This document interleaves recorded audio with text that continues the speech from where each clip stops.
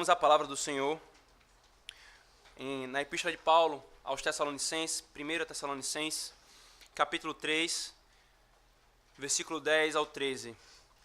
Dando continuidade à pequena série de exposições que iniciei no início do ano, acerca das orações apostólicas, nós encerraremos hoje as orações de Paulo na Epístola dos Tessalonicenses, aos Tessalonicenses. 1 Tessalonicenses, capítulo 3.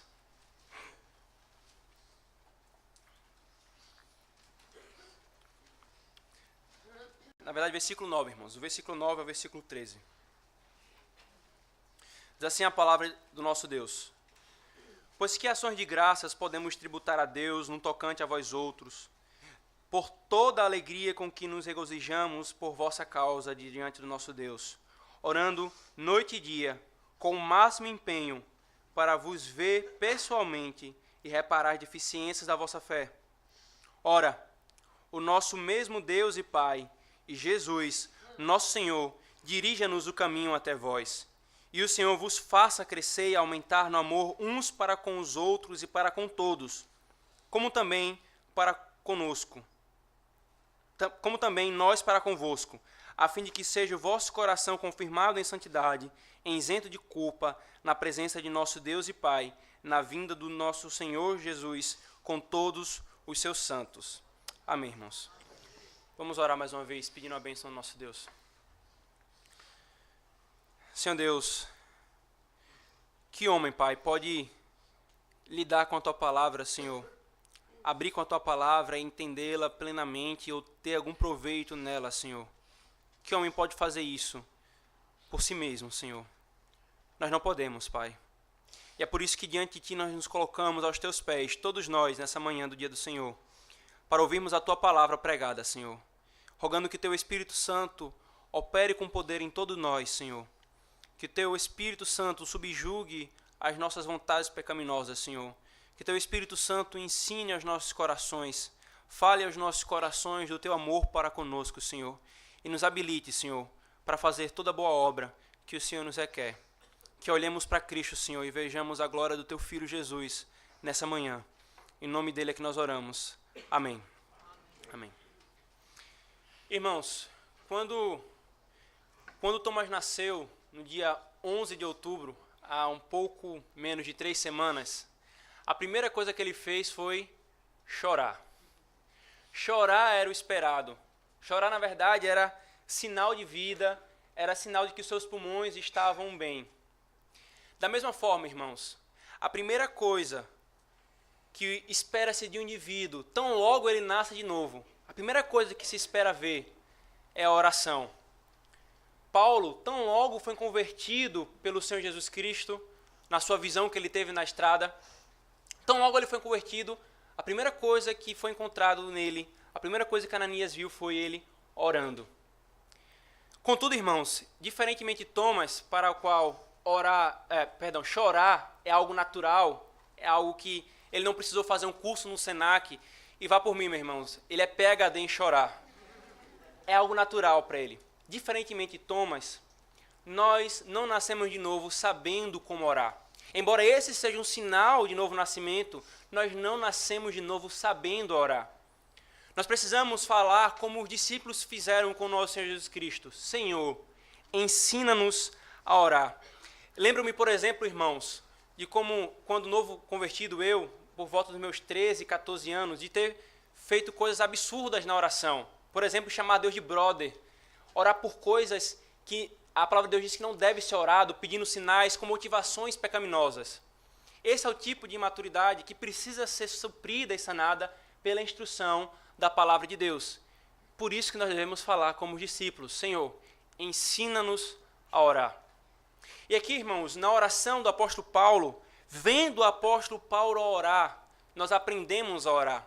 Vendo uma oração na prática por aquele que o Senhor ordenou como apóstolo do Evangelho e registrou a sua oração nesse livro, nós aprendemos como orar, os elementos de uma oração, aquilo que o Senhor nos chama a fazer de maneira lícita diante dele.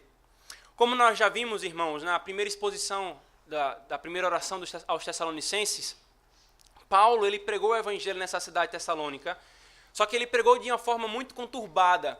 Ele passou somente 3 semanas ali, e essas 3 semanas foi de muita perseguição dos judeus. Mas ainda assim, o Senhor operou conversões no meio daquela cidade.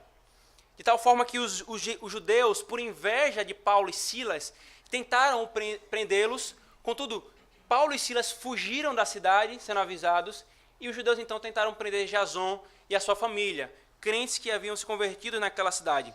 Esse é o contexto, irmãos, da epístola que explica metade do que foi escrito nela. Era um contexto de preocupação, era um contexto de temor e de apreensão por parte do apóstolo Paulo. O apóstolo Paulo, irmãos, estava com medo de que a fé desses crentes fosse abalada por causa das perseguições. Como eu já havia dito para os irmãos, os tessalonicenses eles não tiveram tempo para fazer uma classe catecúmenos.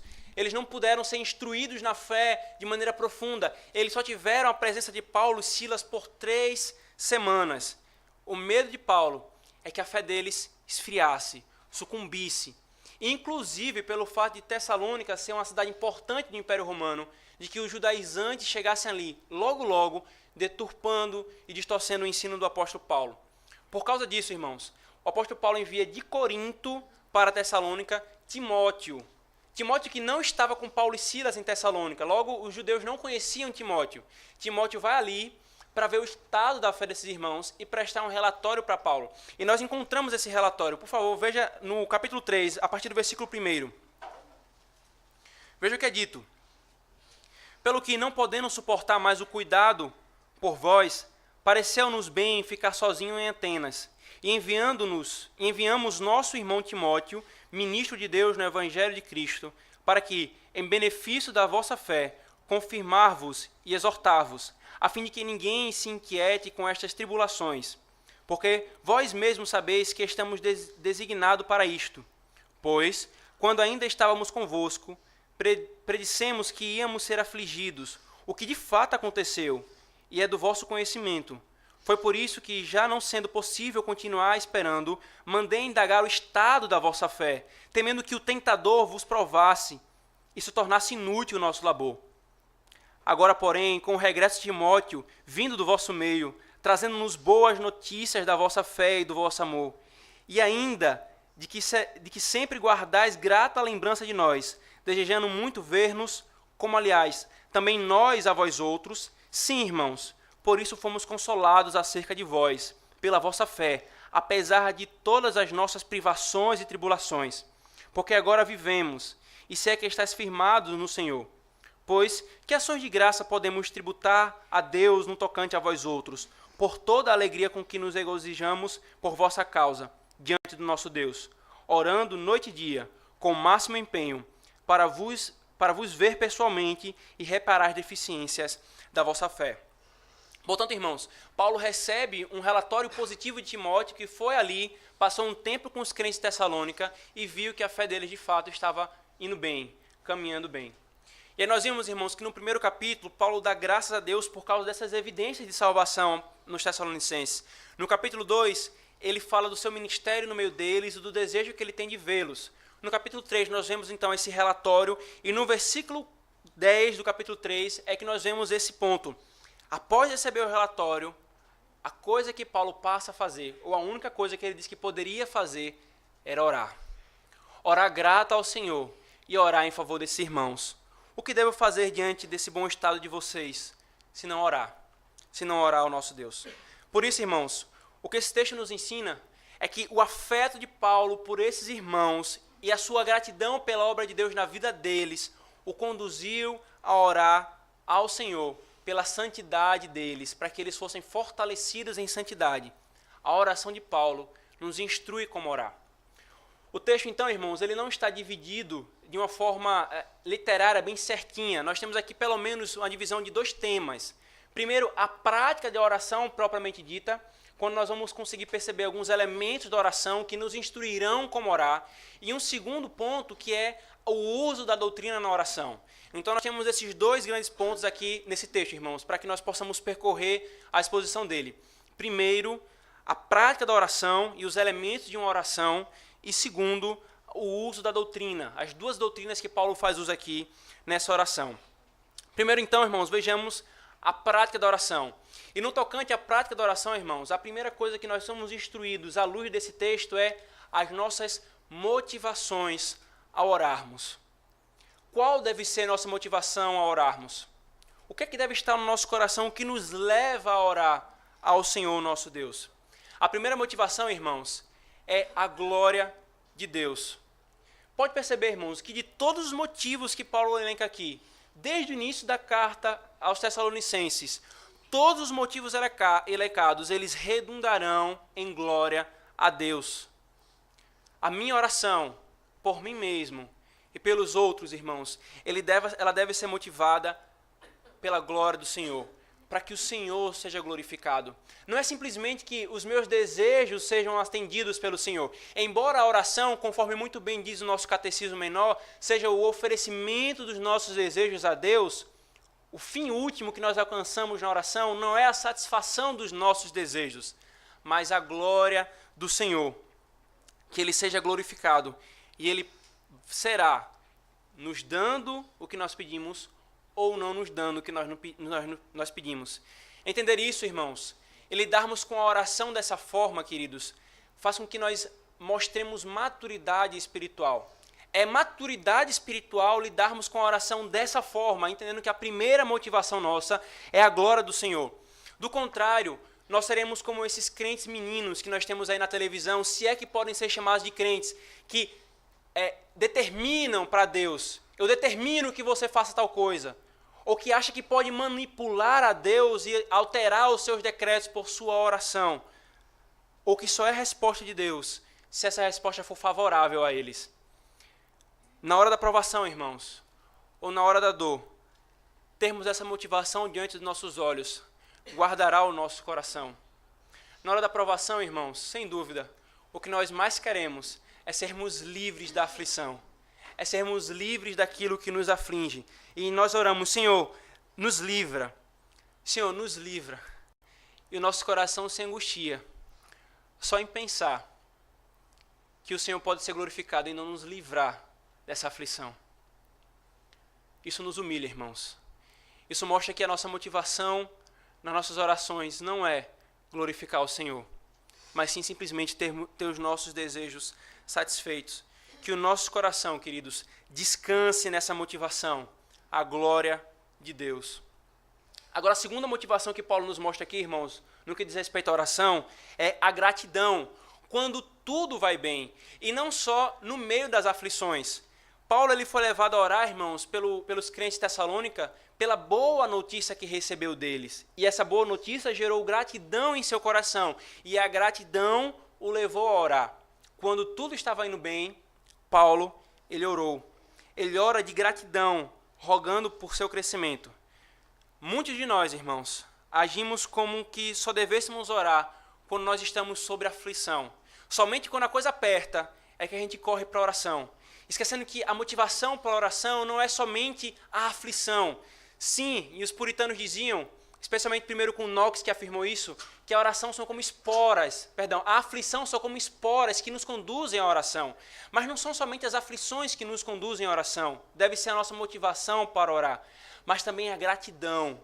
Quando tudo vai bem, nós devemos orar ao Senhor.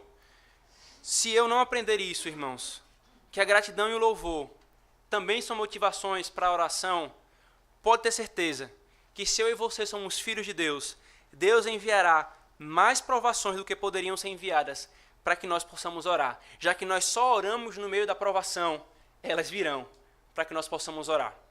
Portanto, irmãos, a segunda motivação é motivados pela gratidão, quando tudo vai bem. Assim como Paulo orou quando tudo ia bem, nós devemos orar quando tudo também vai bem.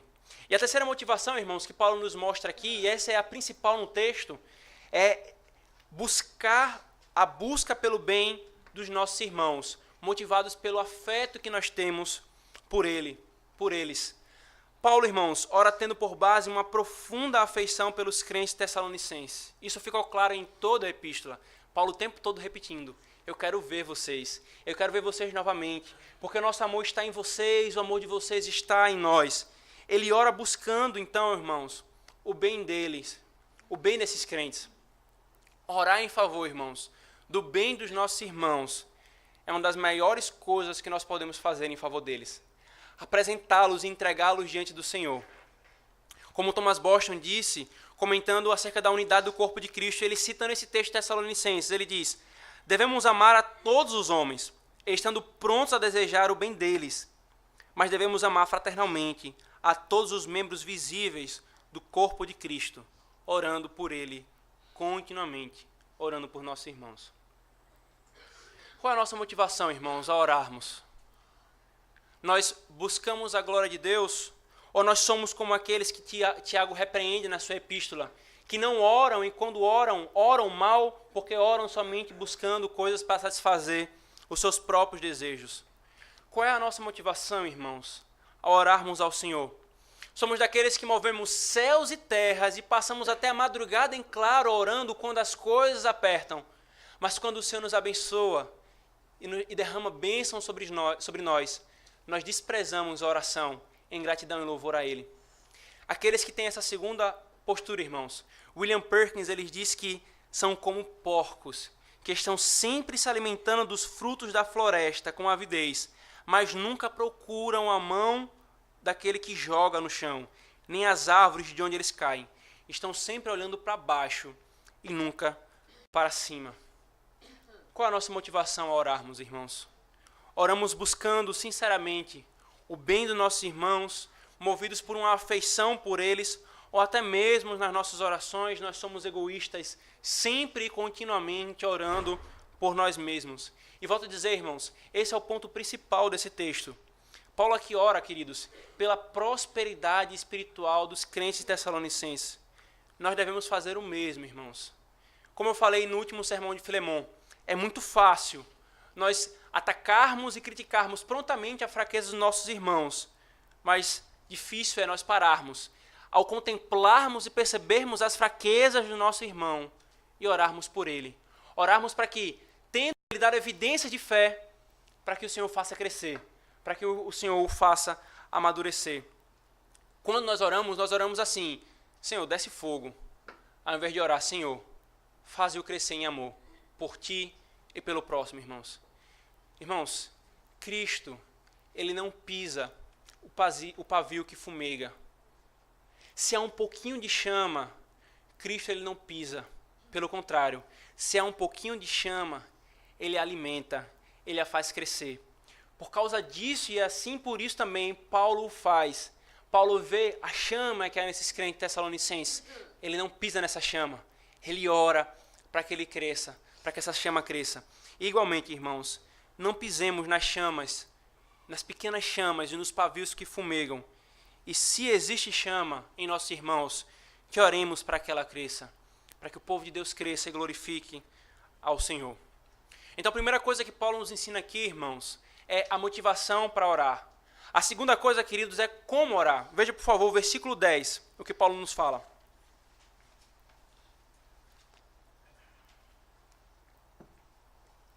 Paulo diz: orando noite e dia, com máximo empenho.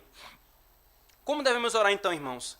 Dentre muitas coisas que a Escritura nos fala, e aqui Paulo destaca um modo de oração, é orar com perseverança. Aqui a nossa versão traduz com muito empenho, ou literalmente poderia ser orando com abundância, ou orando com muitas orações. A ideia aqui certamente é, irmãos, orando com constância e com perseverança. A perseverança, irmãos, é uma marca essencial da oração cristã. Ela é tão importante que o nosso Senhor Jesus Cristo ele reservou uma parte do seu ensino quando ele esteve aqui conosco sobre isso. Lá em Lucas 18, versículo 1. Por favor, abra lá para vermos o que o nosso Senhor fala. Lucas 18, versículo 1.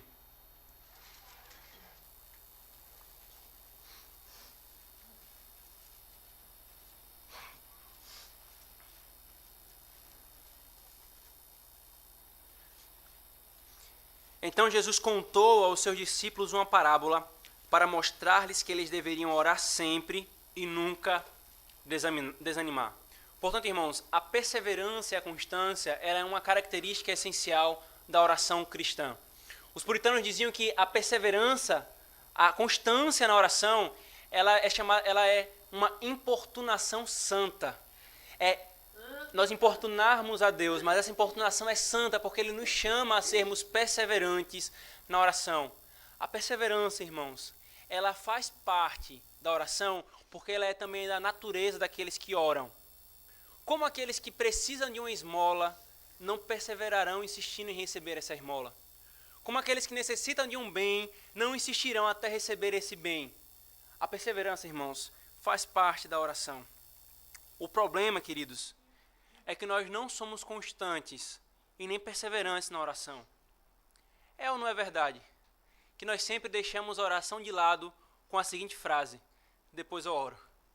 Nós sempre deixamos a oração de lado porque nós temos um trabalho para entregar, nós temos um lugar para ir resolver alguma coisa, uma conta para pagar, um almoço para fazer. Nós sempre, irmãos, estamos deixando a oração de lado para a última coisa. Isso é um indício de que nós não perseveramos, nós não somos constantes na oração. E isso, irmãos, mais uma vez, nos humilha. Nos humilha. O elemento mais básico da nossa comunhão com o Senhor, do culto a Ele, o elemento mais básico do culto, irmãos, é a oração. Do início ao fim do culto nós estamos orando. Orando verbalmente ou orando cantando quando nós cantamos os salmos e os hinos. E até nisso nós falhamos. Isso nos humilha. E se dependêssemos da nossa perseverança, irmãos, para que o Senhor fosse favorável, respondesse às nossas orações, quão miseráveis nós seríamos das respostas das orações da parte do nosso Deus. Como Lewis Bailey falou num livro que os jovens estão estudando nas tardes do dia do Senhor. E ele disse o seguinte, veja o que ele falou: se Cristo repreendeu os seus discípulos porque não se dispuseram a vigiar com ele em oração, nem por uma hora, que repreensão você pensa que merece, sendo que acha que é tempo demais ficar orando meramente 15 minutos? Envergonhe-se com o que fazem os papistas, que em sua supersticiosa adoração a criaturas mostram-se mais devotos do que você, em sua sincera adoração ao Deus único e verdadeiro. Paulo, irmãos, nos mostra que a perseverança, ela é essencial na oração. É uma marca da oração. Agora, a terceira coisa que Paulo nos ensina aqui, irmãos, sobre a oração, ao orar, é a quem nós devemos orar. A quem nossas orações elas devem ser dirigidas. Veja o que ele fala no versículo 11, e no versículo 12. Ele diz: ora, o mesmo Deus e Pai e Jesus Cristo nosso Senhor. Então ele faz o que ele vai clamar, ele diz o que ele clama. No versículo 12, e o Senhor vos faça, e ele vai e diz o que ele está clamando ao Senhor.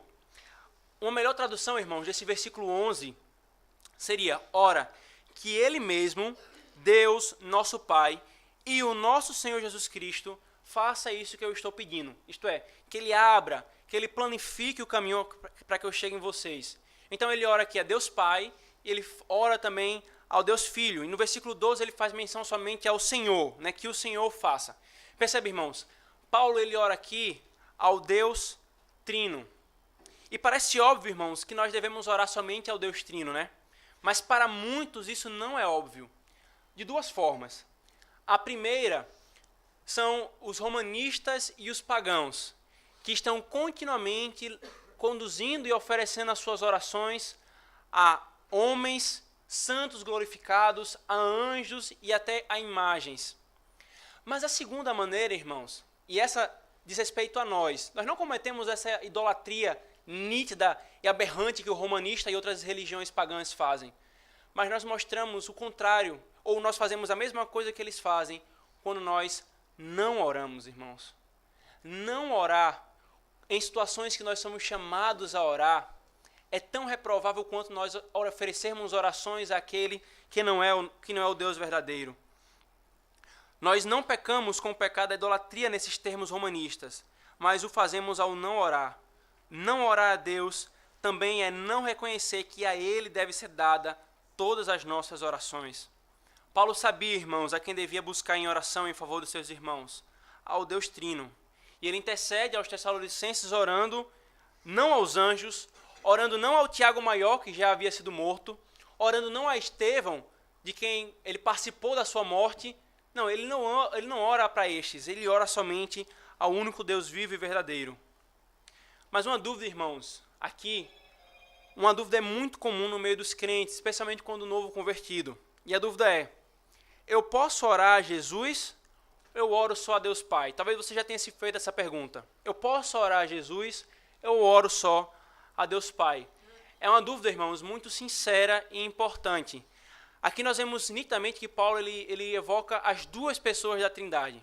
Ele chama Deus, nosso Pai, e o nosso Senhor Jesus Cristo, como que suplicando a essas duas pessoas. E no versículo 12 ele faz menção somente ao Senhor, que o Senhor faça. Por que ele faz isso, irmãos? Então eu peço que você preste atenção na explicação do porquê, respondendo essa pergunta, e se nós devemos orar somente ao Pai, ou podemos orar a qualquer outra pessoa da divindade.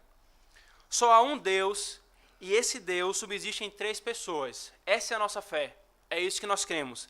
Deus Pai, Deus Filho e Deus Espírito Santo, sendo as três pessoas iguais em glória, poder e majestade, e devendo ser conjuntamente adoradas.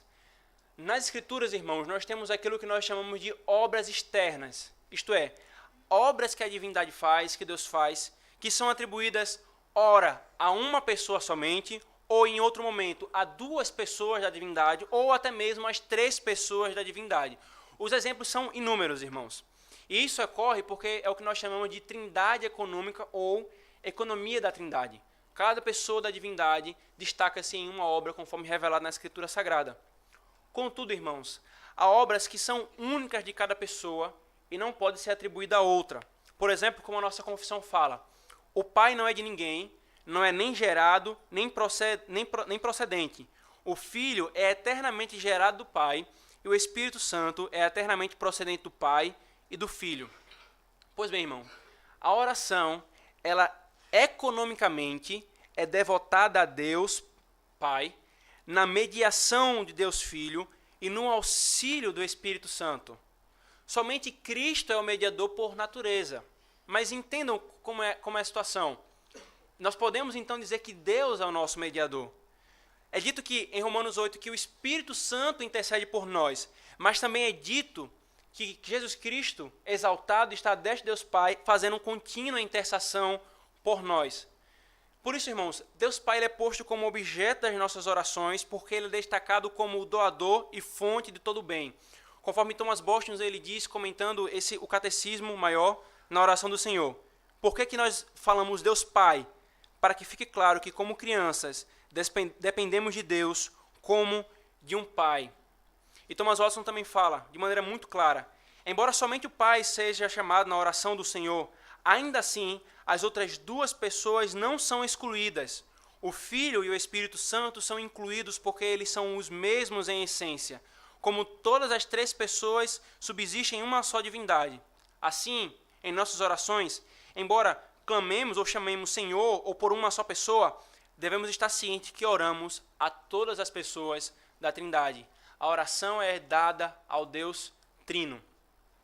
É por isso, irmãos, que nós vemos várias vezes, e isso se repete muitas vezes nos cultos que nós prestamos aqui, o pastor Paulo, o pastor Douglas orando ao Deus Trino, evocando Deus Pai, em um dado momento da oração, Senhor Jesus Cristo, em um dado momento da oração, obrigado Deus Espírito Santo, porque nós oramos ao Deus Trino. Não esqueçamos então, irmãos, de quando nós oramos ao único Deus vivo e verdadeiro. E por último, irmãos, Paulo nos ensina pelo que orar. Pelo que orar? Quais são os motivos lícitos que nós podemos colocar diante do Senhor para que possamos orar de maneira lícita a Ele? E Paulo nos mostra aqui dois motivos, irmãos. Primeiro, por nós mesmos, no tocante a ocasiões e planos lícitos. E segundo, pelos outros, no tocante à santificação deles. Veja, por favor, no versículo 11 o que Paulo fala, o apóstolo Paulo fala. Ora, o nosso Deus, o nosso mesmo Deus e Pai, e Jesus, nosso Senhor, dirija-nos o caminho até vós. Percebam, irmãos, Paulo ele ora por ele mesmo e por Silas, intercedendo que o Senhor ele abra o caminho para que eles possam chegar até os Tessalonicenses. Ele desejava ir até os Tessalonicenses pregar a palavra do Senhor. E isso é mandado pela palavra do Senhor. O Senhor ordena que a sua palavra seja pregada, mas ainda assim ele planeja e antes ele coloca isso diante do Senhor, rogando para que o Senhor abra o caminho para que ele chegue até eles. Ele transforma o seu desejo lícito em um motivo de oração lícita. E aqui está o princípio, irmão, para sabermos como nós podemos orar ou por qual motivo nós oramos. O motivo de oração tem que ser um motivo lícito, que seja aprovado pela palavra do Senhor. Eu não posso abrir a boca para dizer, Senhor, me abençoa para que eu possa pecar. Isso é um desejo lícito, isso não pode ser colocado diante do Senhor. Mas aquilo que é lícito, que o Senhor nos ordena, isso deve ser feito. Portanto, irmãos, nos é lícito nós orarmos por nós mesmos no tocante a planos, no tocante a planejamentos lícitos que nós fazemos. É lícito e bom Paulo querer pregar pregar o evangelho a esses irmãos.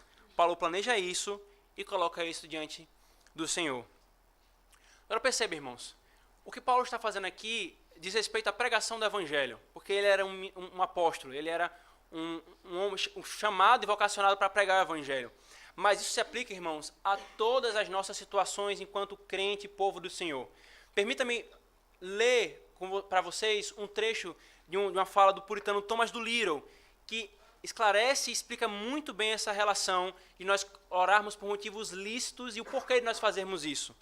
Thomas do Little ele diz: vocês devem orar a Deus em suas famílias diariamente, por causa dos empregos e trabalhos diários de suas famílias. Todo aquele que põe a mão para trabalhar e a cabeça para inventar deveria dispor o coração para orar. Pois não será a sua negociação em vão, e o seu labor, trabalho, suas preocupações e os seus projetos para o mundo não serão vazios de propósito sem a bênção de Deus.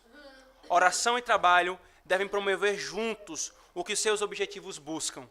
Orar e não fazer os trabalhos de suas vocações seria esperar suprimentos enquanto vocês são negligentes. Trabalhar, negociar e não orar seria esperar crescimento e provisão sem Deus. A religião que traz sobre vocês os deveres sagrados não lhes ensina a negligenciar suas vocações, nem ainda a confiar em seus próprios esforços, sem orar a Deus. Ambos têm seu devido lugar em uma parcela dos seus tempos. A oração é uma ponte entre as provisões de Deus e os nossos esforços em buscar a provisão. Como vocês podem receber se Deus não der? E por que vocês esperam que Deus dará se vocês não pedirem? Não recebeste nada porque não pedis, diz Tiago no capítulo 4, versículo 2. Portanto, pelo que trabalham, também orem.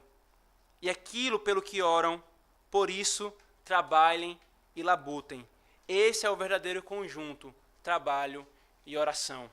Se o Senhor tem colocado vocações, planos e desejos em nossos corações que são lícitos para nós mesmos e para a nossa família, nós somos chamados, irmãos, como Paulo, a colocar isso diante do Senhor e orar pedindo a sua bênção. Do contrário, eu estou dizendo, Senhor, eu consigo fazer por mim mesmo. Senhor, eu não preciso de Ti. Meu braço forte, ele conquistará aquilo que eu desejo. Mas quando nós oramos, nós reconhecemos, Senhor, nós precisamos de Ti. Senhor, nós não subiremos se o Senhor não for conosco. Esse é o desejo e esse é o motivo lícito pelo qual nós devemos colocar diante do Senhor, irmãos. E o segundo motivo que Paulo ora aqui, queridos, é orar pelos outros e especialmente pela sua santificação. Veja versículo 12 e 13 o que diz.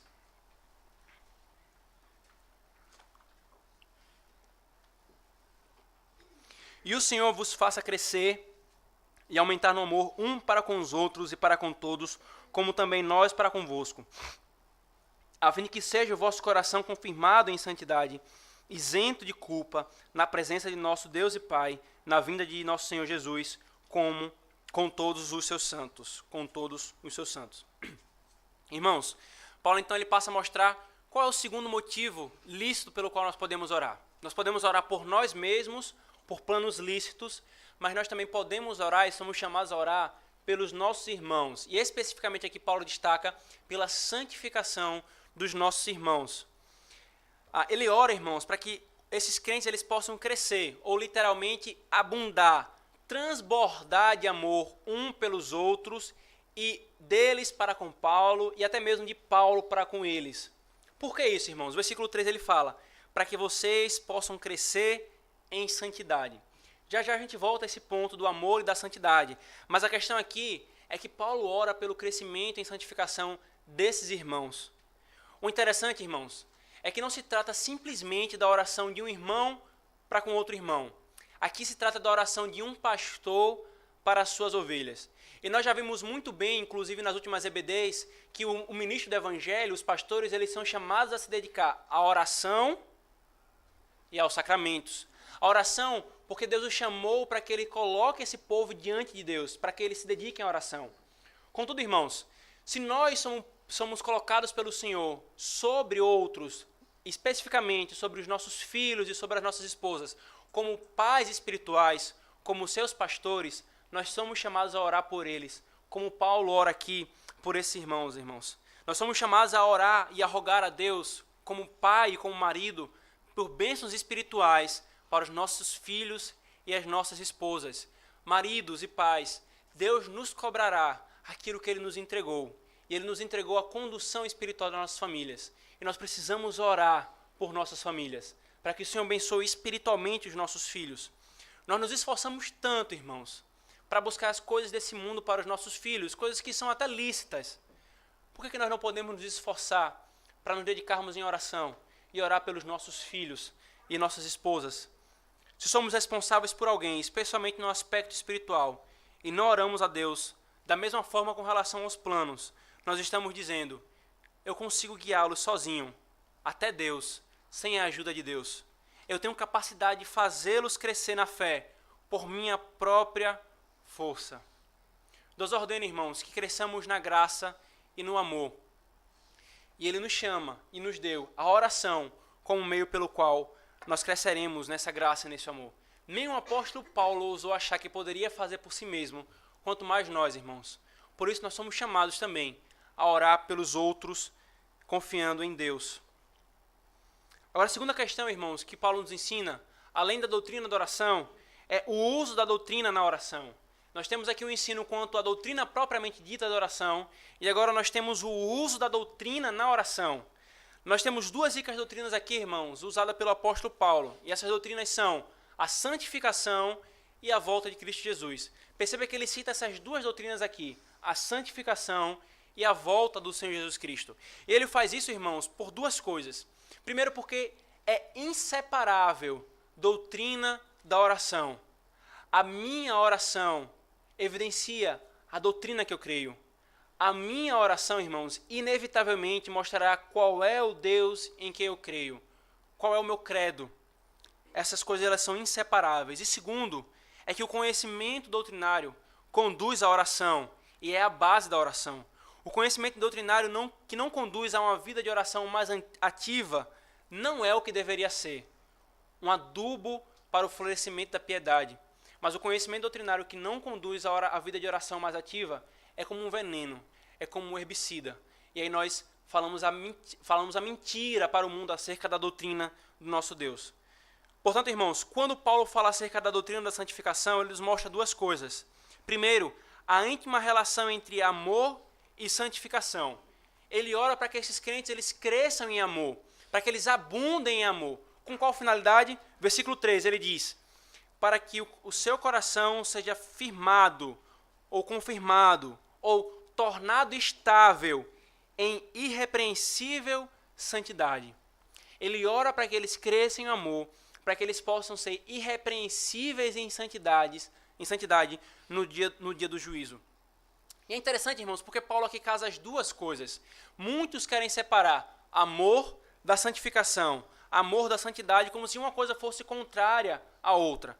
Os que fazem isso, colocando um contra o outro, muitas vezes dizem assim, no Antigo Testamento as pessoas obedeciam à lei, elas buscavam santificação. Mas agora, no Novo Testamento, as pessoas estão chamadas a amar, colocando amor e santificação como duas coisas separadas. Paulo não faz isso. Paulo junta as duas coisas. E quem são esses, irmãos, que excluem essas duas coisas? Primeiro, e nós percebemos nitidamente nesse ano de eleição, os crentes progressistas, que definem amor sem referência à lei de Deus. É daí que surge o apoio à homofilia, ou também conhecido como o homossexualismo, a pedofilia, a zoofilia, as relações extraconjugais, porque o amor, qualquer forma de amor, é lícita. Esse é o slogan deles, separando amor de santidade. Ou então, os legalistas que tornam a santificação tão árida, que mutilam da santificação, tiram da santificação a essência do amor a Deus e o amor ao próximo, fazendo da santificação simplesmente uma lista de regrinha, e não um fruto que vem de um coração que ama ao Senhor e ama ao próximo. O que esses dois grupos esquecem, irmãos, é que Deus sempre na revelação, sempre colocou as duas coisas juntas. É o que nós estamos vendo, por exemplo, na exposição do livro de Deuteronômios com o pastor Paulo. O amor e a obediência à lei sempre andam juntos. É o que nosso Senhor Jesus Cristo nos ensinou em João capítulo 14. É o que o apóstolo Paulo nos ensina em Romanos capítulo 13. É o que o apóstolo João repete várias vezes em 1 João. O amor conduz à santificação. E a santificação é fruto do amor. É da essência da obediência o amor. É da essência do amor a obediência. As duas coisas não se separam, irmãos. A segunda coisa que Paulo nos ensina sobre a santificação, irmãos, é que a santificação ela olha para o presente e olha para o futuro. Ela olha para o presente e ela olha para o futuro. Ele ora para que o coração desses crentes fossem confirmados hoje, agora. Para quê? Para que no dia da vinda do Senhor, amanhã, eles possam ser apresentados santos e irrepreensíveis. Quando nós entendemos esses dois aspectos, irmãos, hoje e amanhã da santidade, nós entendemos o porquê de Paulo ter rogado a Deus para que eles se tornassem irrepreensíveis. Porque um homem só pode ser feito irrepreensível diante de Deus por obra do próprio Deus, irmãos. A santificação, como diz o nosso catecismo, o breve catecismo, é uma obra da livre graça de Deus, pela qual Ele opera em nós, renovando o nosso homem interior, e nos habilitando para mortificar o pecado e obedecer a toda a justiça. Ele opera em nós, irmãos. Isso não quer dizer que nós não temos responsabilidade na santificação, mas isso quer dizer que a nossa responsabilidade ela fica no devido lugar, quando nós entendemos que é o Senhor que nos torna irrepreensíveis diante dele mesmo, e não pelas nossas próprias forças e nosso próprio poder. E por último, irmãos, Paulo nos fala também sobre a doutrina da volta de Cristo. Não podemos ignorar que Paulo fala sobre a natureza da vinda de Cristo. Alguns creem, e talvez você veio de alguma igreja que crê dessa forma, em histórias milaborantes sobre a vinda de Cristo, dizendo que ela vem em 2 ou 3 partes, que ele voltará uma primeira vez, mas ficará no ar, não pisará. E toda uma história, todo um enredo fantástico. São interpretações que são frutos de pressupostos hermenêuticos equivocados e que desprezam o princípio simples da interpretação, mais clara e mais simples. Então, o que é que Paulo fala sobre a vinda de Cristo aqui, irmãos?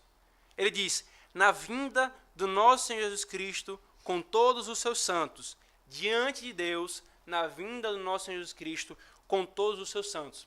Quando Paulo fala, irmãos, na vinda, ele afirma que haverá somente uma vinda. Ele não fala nas vindas ou as voltas de Jesus. Ele fala quando Jesus voltar.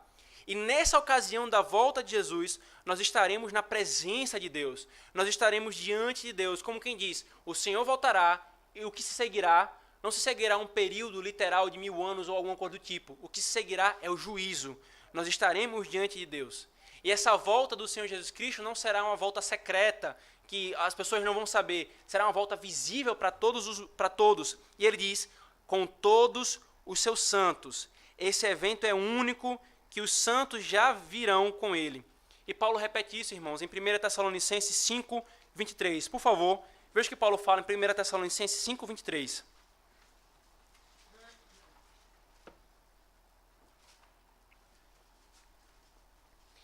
Ele repete a mesma coisa. O mesmo Deus da paz vos santifique em tudo. Perceba, ele acabou de orar por santificação nesses crentes, e aqui ele repete essa oração.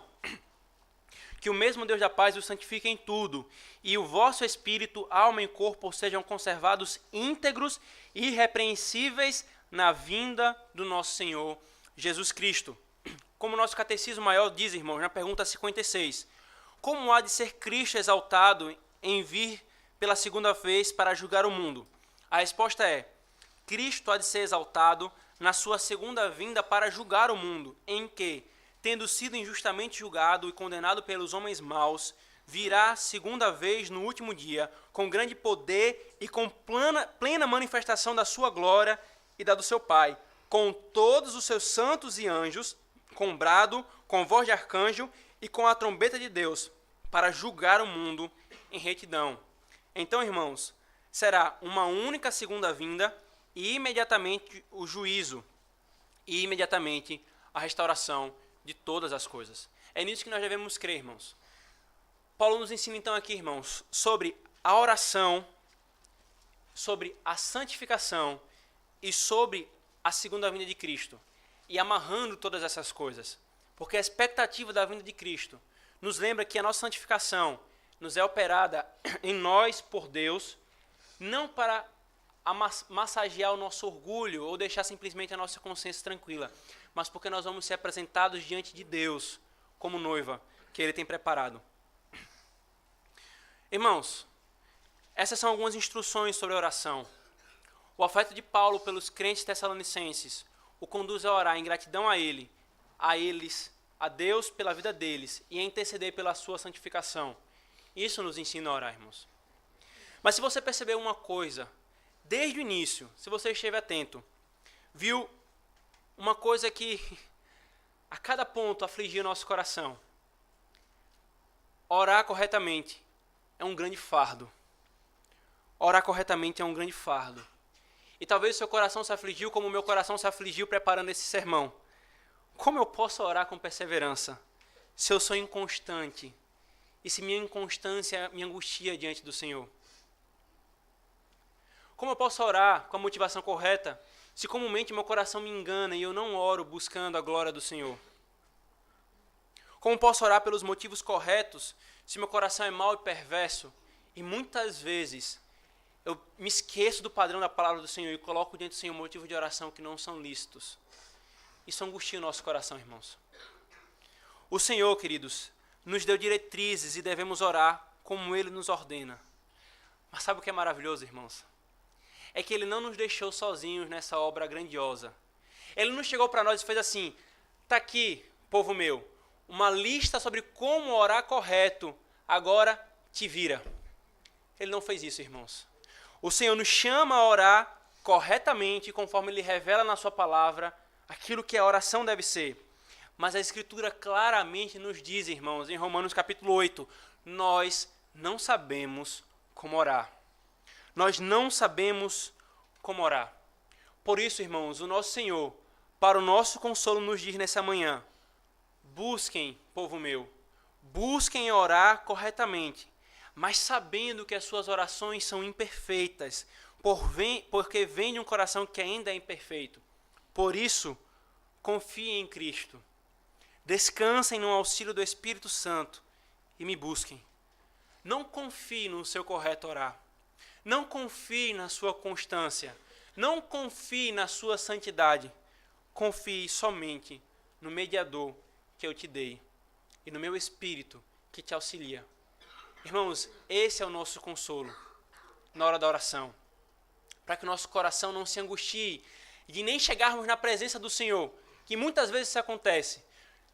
Um ciclo vicioso. Eu não oro, eu não sou perseverante na oração, então eu fico angustiado. Logo eu fico com vergonha de chegar e orar ao Senhor. Logo eu passo a orar menos e vira um ciclo vicioso, uma bola de neve, e nós vamos nos afastando do Senhor. O Senhor não nos chama, irmãos. O Senhor não nos ensina a orar corretamente, a fim de que nós nos frustremos e nos decepcionemos por não conseguirmos orar.